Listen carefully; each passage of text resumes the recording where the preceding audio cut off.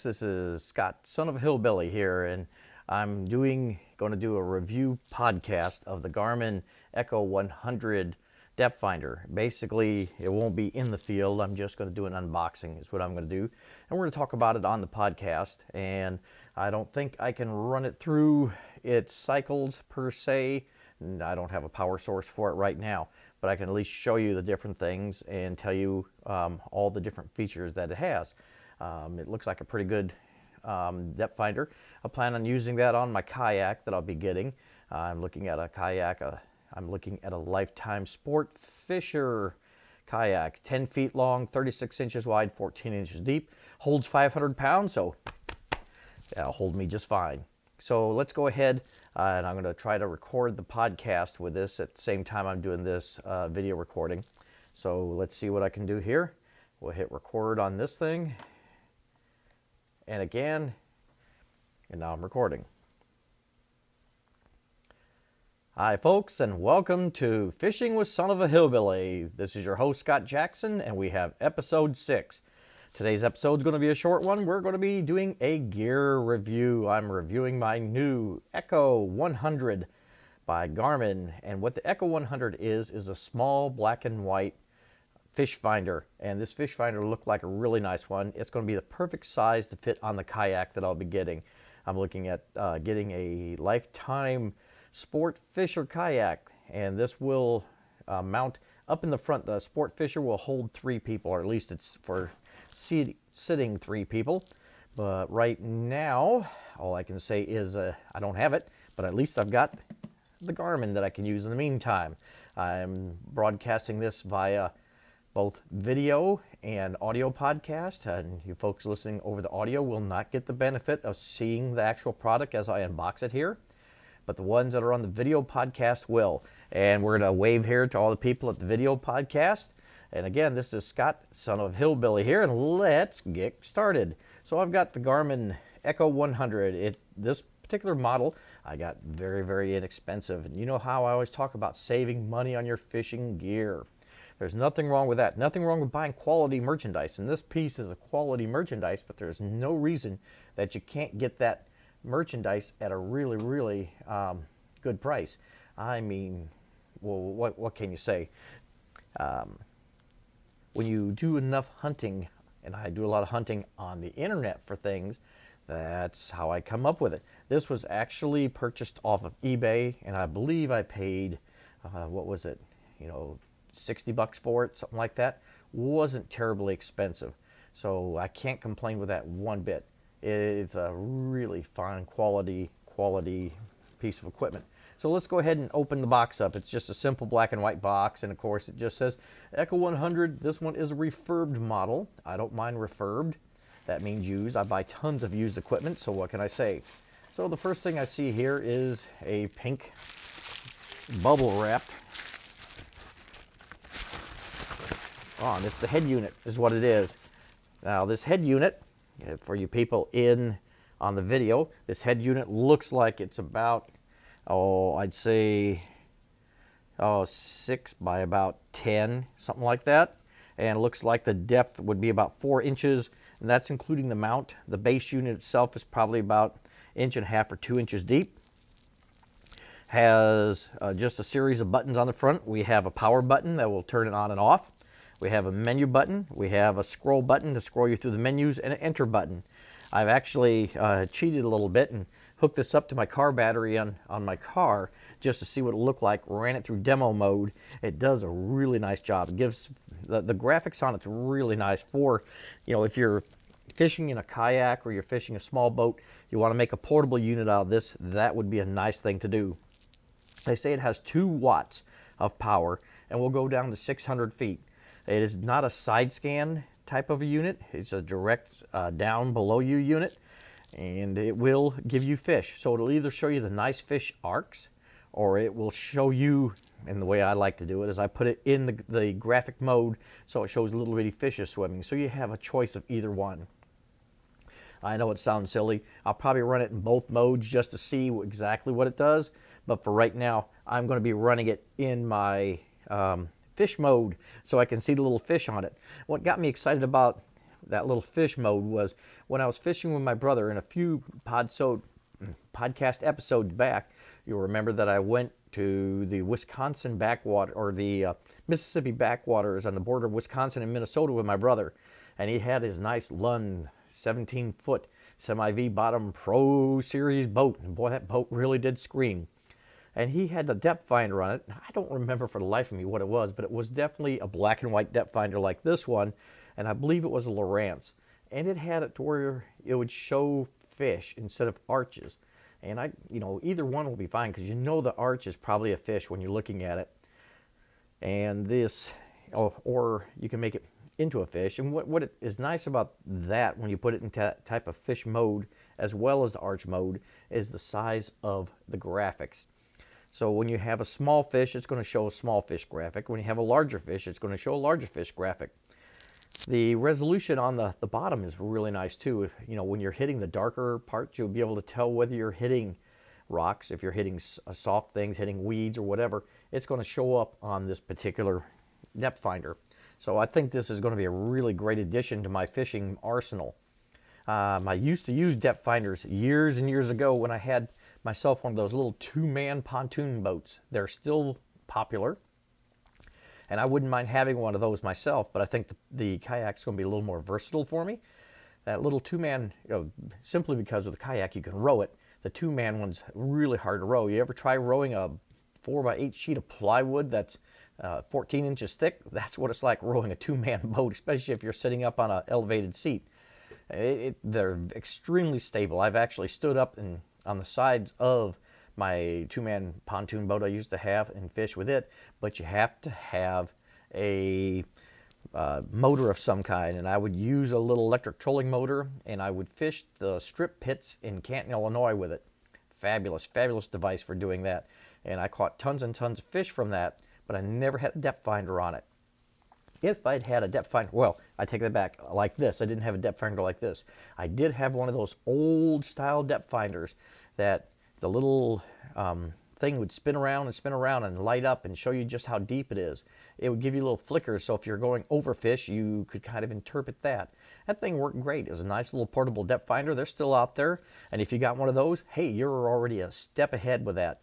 But I've seen those for the same price that I bought this thing at. I'd much rather have the LCD graphics on this. I wish I could, later on I might do it, but I wish this one had a GPS. But what's so nice is also I have one of those Galaxy S5 phones with a GPS program on it for fishing.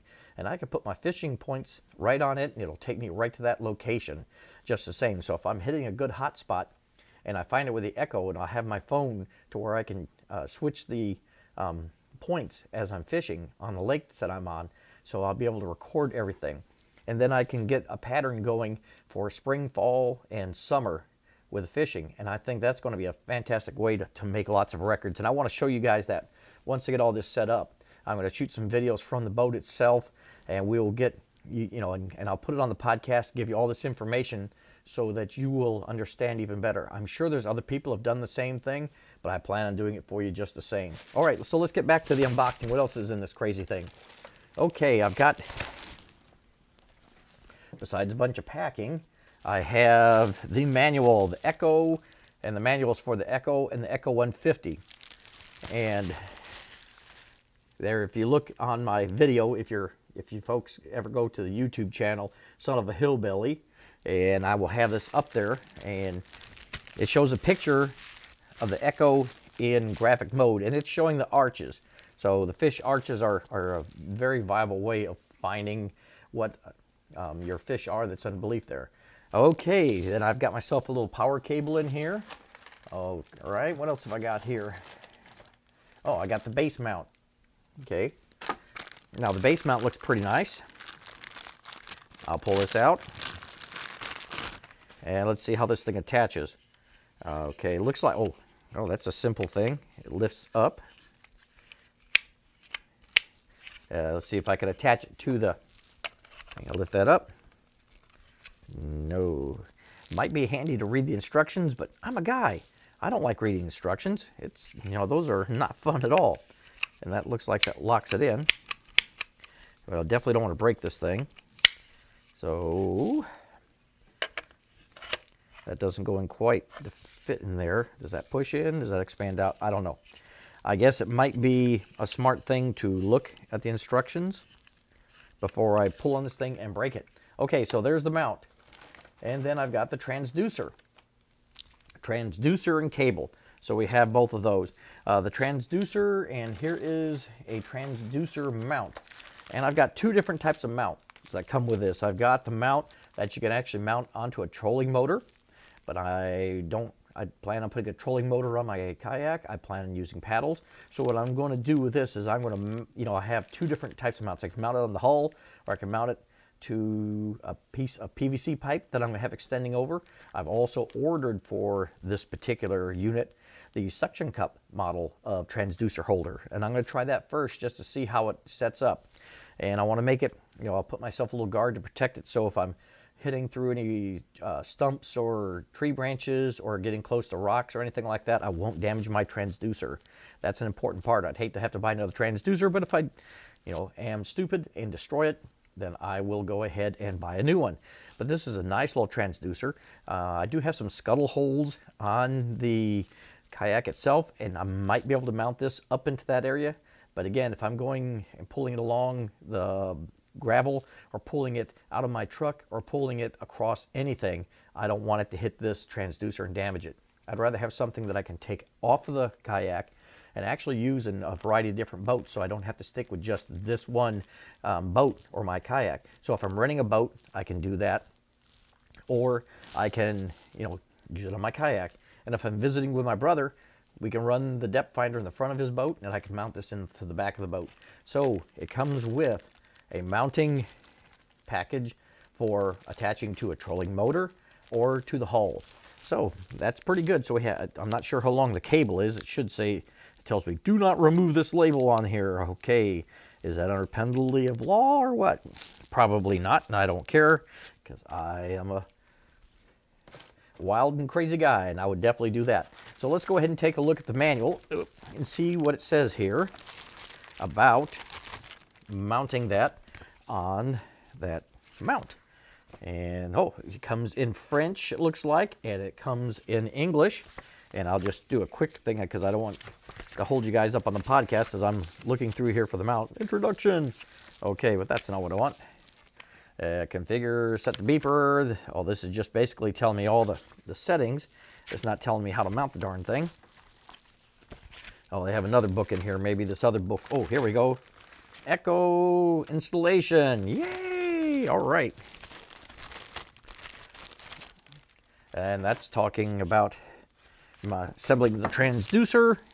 And of course, we have it both in French and in English. And I'm going to definitely need the English part, because parlez-vous français is about all I can say in French. Okay. All right. There, it's installing the transducer, and it goes really in depth on it. Oh, that's pretty interesting. The mount, I don't know if you can see that. I'm going to show it on the video, of course. It shows that it actually, the transducer is going to mount right onto the head of the trolling motor. Where I mean the head, I mean the base unit where the propeller's at, right onto that motor unit. It mounts right between the beginning where the pole goes into the motor unit and the propeller. And it looks basically like a cable tie, a plastic cable tie that goes around there and holds it on. And it has a small little base that mounts onto that. Now the whole mount looks like, looking at it, you would glue it on or screw it on. Let's see. Oh, okay, and it's showing me how to put the thing onto the transducer, or the head unit onto that base. So it says here you got to feed the cable through, blah, blah, blah, place it on swivel base. Oh, this is a swivel base. Okay, it is a swivel base. Hear that? I'm turning that. Okay, perfect. All right, pass the things through. Okay, installing Echo device on swivel mount. It says move an arm in upward position, stick it in, and then tighten it down. Okay. All right. Let me see what this looks like. Is there a little case in here? No, if it does have a case, this one doesn't have the case. This goes straight in. So it says just upward position, place it in there into the swivel mount and tilt, mount to your desired thing, then tighten it down. Okay, let's see. It looks a lot bigger than that thing. Maybe if I just push it in there. Yeah, I don't have to mess around with it while I'm on the podcast with you folks. But I'll get that all set up, and you can see it on the video once I get that taken care of. Okay, so we've got this Echo 100. Now, it is not a dual frequency unit. It is strictly a one frequency unit. Like I say, it's the baseline of the Echo series, so it's as inexpensive as I could get to get such a nice depth finder, and it is definitely, from what I've seen when I was doing it in the demo mode, it looks really nice. And I haven't seen many reviews on YouTube about it, but I'm sure that it's going to, really, really perform for me. Garmin products, I have the Garmin GPSs in my car, and I really love those. So that's kind of what pushed me towards Garmin. I know Lowrance is a really top-end unit too. So is Humminbird, and I may eventually try some of those. But for right now, this is what I got, so this is what I'm going with. And I'm going to plan on mounting it on a little platform that I can take in and off of the kayak.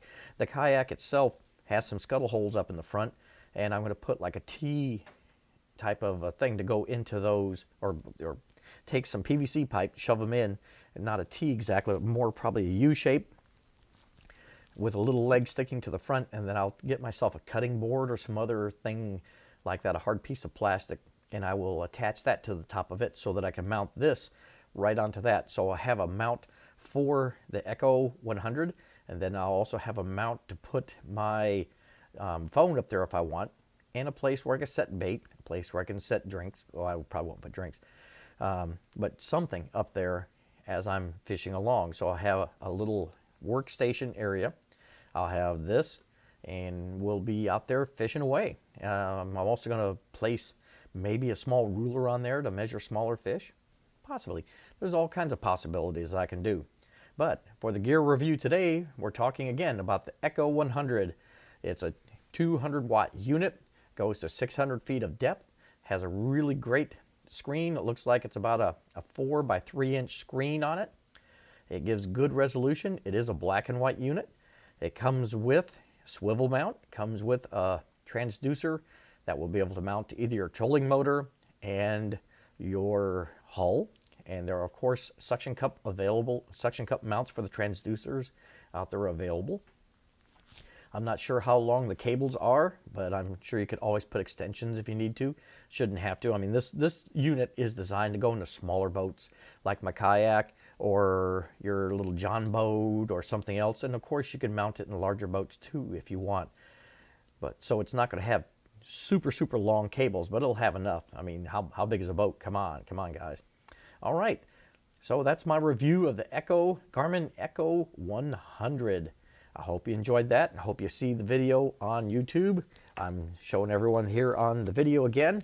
This is the Echo 100 unit, and hopefully I will get some video of it up where it's actually running in demo mode. I might go ahead and shoot that after I get off the podcast here, so I can add it to the end of the video so you guys can see that. Well, this is Scott, son of a hillbilly, saying, hey, get out there and do some fishing. I hope this gear review is nice and you enjoy that.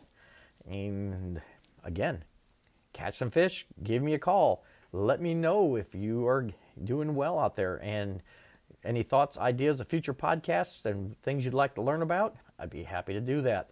If you would ever want to be a guest on the show, give me a call or drop me an email at sonofahillbilly@gmail.com. You can also call me at my phone number, which, of course, I don't have it right at the tip of my tongue here, 320-634-6658. Again, 320-634-6658. Leave a voicemail. You probably will not get me directly. Leave a voicemail, and I'll get back with you, and we can set up a time to talk, and I can get you on the podcast. I definitely would love to interview some great fishermen out there. I don't care what type of fish you like to fish for and what you want to talk about, but we'll do it. All right, folks, till next time, this is Scott, son of a hillbilly, and signing off. We'll talk at you later. Bye-bye.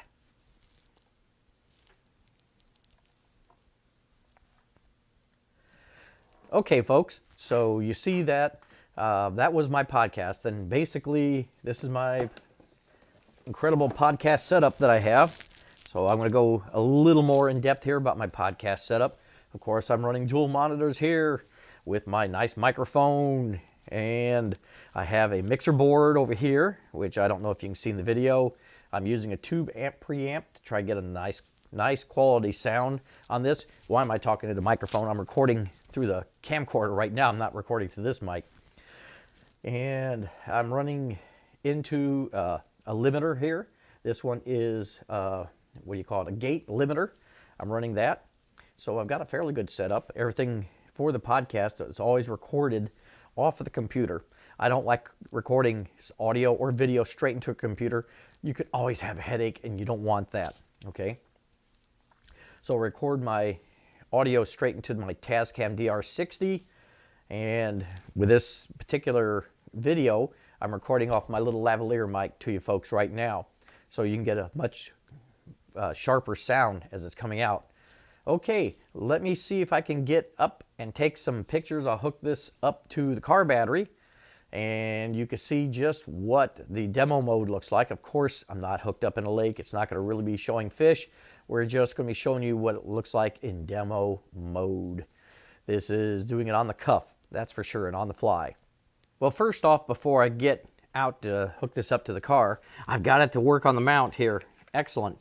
So you can lift this part up, adjust it to whatever direction you want, and hook it down.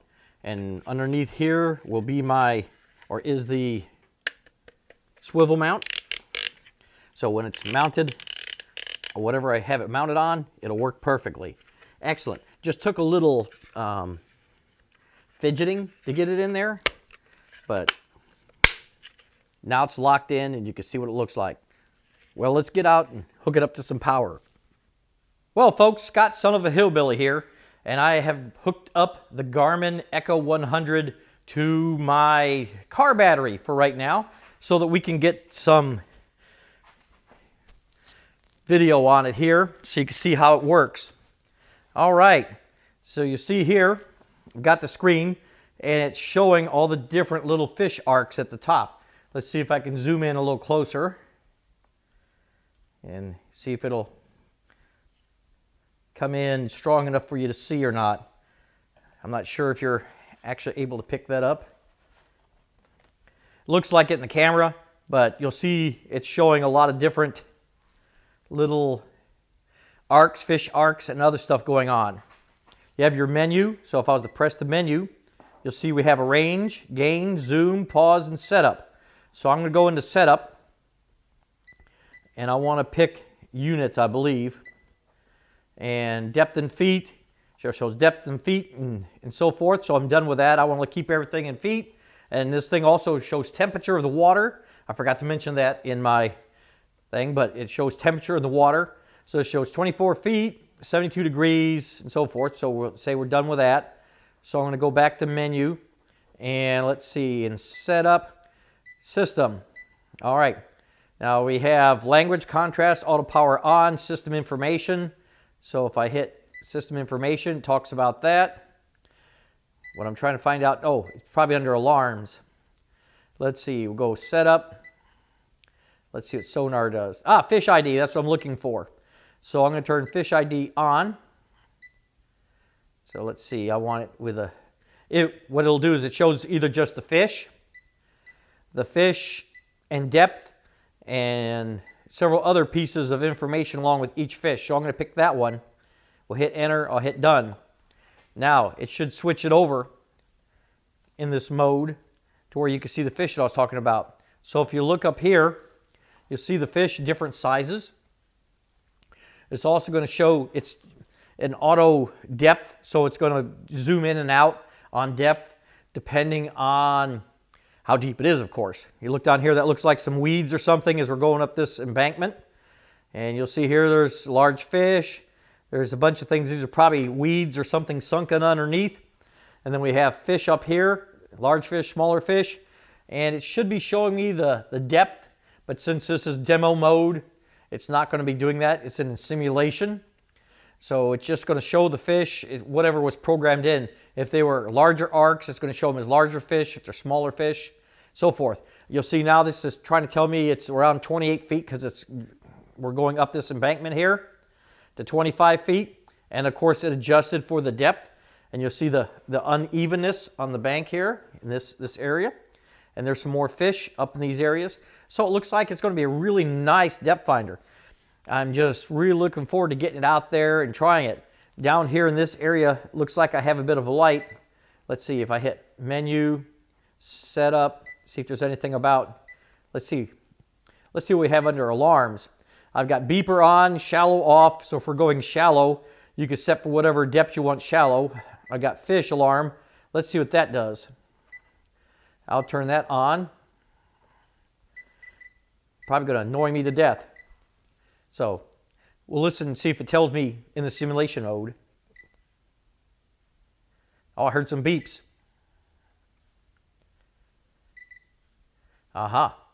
So it'll beep and let me know if there are fish in the area.